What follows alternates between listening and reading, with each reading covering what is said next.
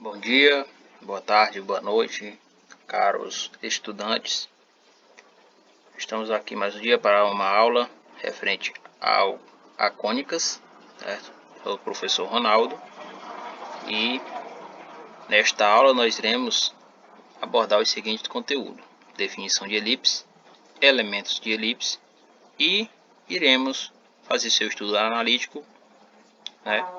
Estudando e aplicando as suas equações em alguns exercícios. Bem, elipse. Considere a superfície de um cone em um plano que o seccione não paralelamente à sua base. Se o plano for concorrente a todas as geratrizes do cone, a seção cônica obtida será a elipse. Bem, como vocês podem ver aqui na imagem, o plano ele não pode passar paralelamente à base, tá, pessoal? Porque se ele passar paralelamente à base do cone, isso seria uma circunferência, ok? E o nosso objeto de estudo é uma elipse, então o plano tem que passar, né, de forma concorrente às geratrizes do cone, certo? Imagine que aqui tivesse retas, certo? Esse cone formado por várias retas e o plano também formado por infinitas retas. A forma com que elas se cruzassem, certo? Pontos onde elas se tocassem iria formar justamente essa figura aqui, que é a elipse, tá? E elas seriam concorrentes nesses pontos, ok? Bem, observe essas imagens aqui, tá? Que é como foi obtido a elipse, tá? Temos o cone aqui e passamos um plano seccionando esse cone de forma que o plano seria concorrente a todas as geratrizes desse cone. E desta forma, quando nós cortamos, né, esse cone, obtemos esta figura aqui, tá? Que separando do cone, ela tem esse formato, tá? Não, observe que ela não é uma circunferência, ela é um pouco mais achatada, podemos dizer assim. Definição de elipse. A elipse é um conjunto de todos os pontos em que um plano cuja soma das distâncias a dois pontos fixos, denominado de focos F1 e F2, é constante e igual a 2A, de maneira que 2A seja maior que a distância focal 2C, ou seja, 2A é maior que a distância focal 2C, certo? Então, pessoal, o que está sendo descrito aqui é que a elipse é o conjunto de todos os pontos, certo? Ou seja, é o conjunto de todos esses pontos em que cuja soma das distâncias dos pontos a dois pontos fixos, que é justamente esse ponto aqui, ó, F1 e F2, que chamamos de foco, é constante. P1, eu coloquei P1 aqui, tá?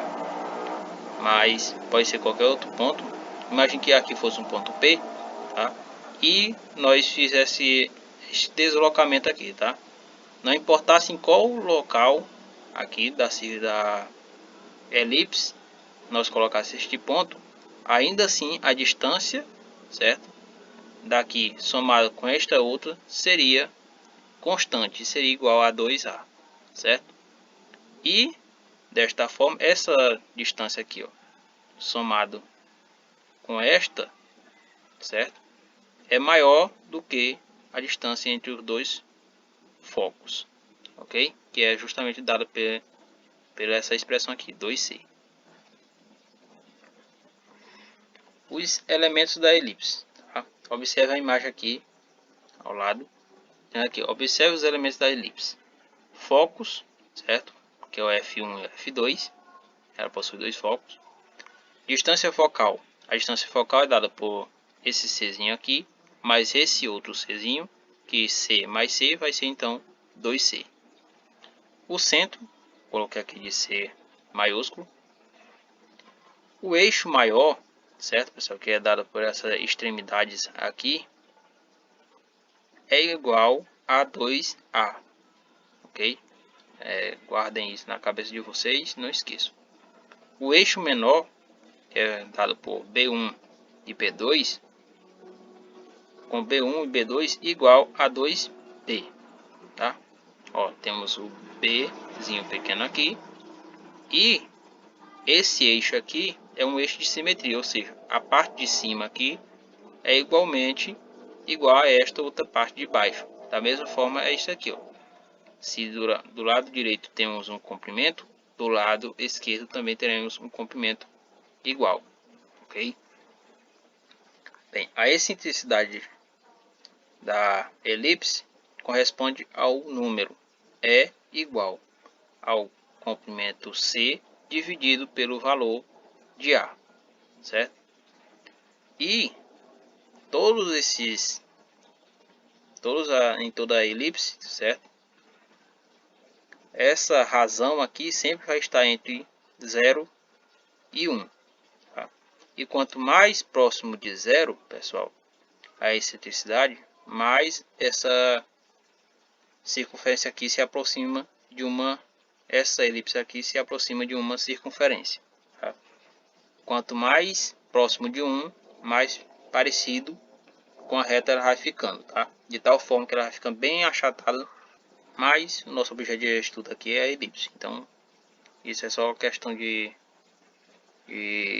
relembrar mesmo que ocorre esses fatos, ok? O ponto C de uma elipse corresponde ao ponto médio dos segmentos F1, F2, certo? Que é a distância entre os focos, A1 e A2, que é o eixo maior, e B1 e B2, que é os eixos, certo? Menores, que é o eixo menor. Ou seja, a distância entre esses aqui, todas elas têm o ponto médio em comum, que é o ponto C. Isso é importante que vocês relembrem e gravem na cabeça. E pessoal, como nós podemos observar aqui, esse Czinho, este B e este comprimento aqui, representado pela letra A, forma justamente um triângulo retângulo. Desta forma, é válida a relação pitagórica. Tá, pessoal? Pois houve um erro aqui de digitação, que seria a igualdade, tá? No lugar desse sinal de adição.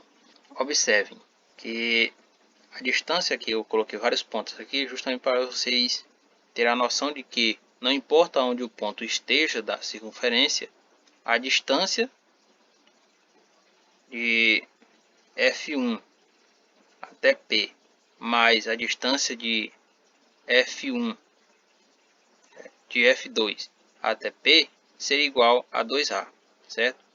Então, fazendo uso dessa igualdade aqui, certo, pessoal? E utilizando a relação pitagórica, nós chegamos a estas equações aqui da elipse. Temos a equação da elipse na horizontal e centrada na origem, ok? Ou seja, o eixo maior está em cima ou paralelo ao eixo X, tá? Então isso significa que a elipse está na horizontal e centrada na origem. Então nós obtemos esta equação aqui. Quando a elipse, certo, é vertical, ou seja, o eixo maior está em cima ou paralelamente ao eixo Y, tá? E centrada na origem, ou nesse caso aqui centrada na origem, tá? Do plano cartesiano, ela tem este formato aqui, tá? Observem que houve uma inversão, tá, pessoal? Ó, aqui A ao quadrado fica embaixo de x, tá? Quando ela está na vertical, A ao quadrado fica embaixo de y, tá? Isso é uma boa maneira de vocês também identificarem. É uma boa maneira de vocês identificarem se ela está na horizontal ou na vertical, observando este fato, tá? Bem, e a equação da elipse quando não está centrada na origem, tá? A equação da elipse quando não está centrada na origem tem este aqui, tá? Esta é a equação, tá?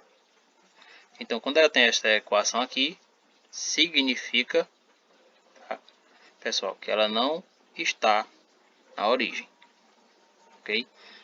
E se você quisesse obter ela na forma vertical, basta você inverter aqui. Eu vou fazer essa troca de A ao quadrado para cá e B ao quadrado para cá. Então ela ficará na vertical.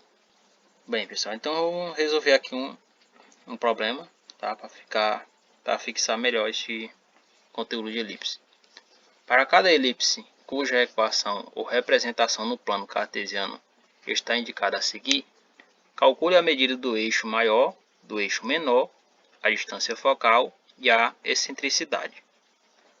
Então, pessoal, já coloquei aqui como seria a equação e nós observamos esta elipse, certo? Perdão, ela se encontra no sentido vertical, tá? Se encontra no sentido vertical porque o valor maior, que é o valor de A, certo? Está embaixo de Y. E se está embaixo de Y, então a elipse está no sentido vertical. Bem, então primeiramente, pessoal, nós identificamos quem são os valores de A e os valores de B. Então colocamos A ao quadrado igual a 8. A será igual a raiz quadrada de 8. Logo, A é igual a 2 raiz de 2. Para B temos B ao quadrado igual a 3. B será igual a raiz de 3. Depois de encontrarmos A e B, utilizando a relação pitagórica, pessoal, nós podemos encontrar o valor de C, certo? Que é a partir do valor de C que nós encontramos a distância focal. Então nós temos aqui, ó, C ao quadrado mais B ao quadrado igual a ao quadrado. C ao quadrado mais raiz de 3 ao quadrado será igual a 2 raiz de 2 ao quadrado. C ao quadrado será igual a 2 raiz de 2 ao quadrado menos a raiz de 3 ao quadrado. Bem, 2 raiz de 2 ao quadrado, pessoal, é igual a 8. Tá? Vocês podem observar aqui, seria basicamente nós eliminarmos o radical com o expoente 2. A raiz de 3 ao quadrado, certo? Nós eliminamos o radical com o expoente 2 e ficamos somente com o menos 3. E desta forma, C será igual então a 8 menos 3. C é igual a raiz quadrada de 5. Bem, agora podemos então determinar logo a excentricidade da elipse, que é dada justamente pela divisão ou pela razão entre C e A, certo? Então aqui temos o comprimento C, certo? Que é raiz de 5, e A, que é 2 raiz de 2. Fazemos esta razão aqui, pessoal, e racionalizamos, tá? Ao racionalizarmos, observamos que a excentricidade será igual então a 2 raiz de 10. Simplificando aqui por 2, tá? 2 por 2 será 1 e 8 por 2 será 4. Então a excentricidade será igual então a raiz de 10 sobre 4. Bem, pessoal, depois de encontrarmos esses valores aqui, é bem simples nós determinarmos o eixo maior e o eixo menor e também a distância focal. Porque o eixo maior é 2A e A é 2 raiz de 2. Logo, 2 vezes a raiz de 2 é 4 raiz de 2. O eixo menor é 2B. Isso será igual então a 2 vezes a raiz de 3. Logo, o eixo menor é igual a 2 raiz de 3. A distância focal é 2C, ou seja, equivale a multiplicar o valor de C por 2. Isso implica que, como o valor de C é raiz de 5, então a distância focal é 2 raiz de 5.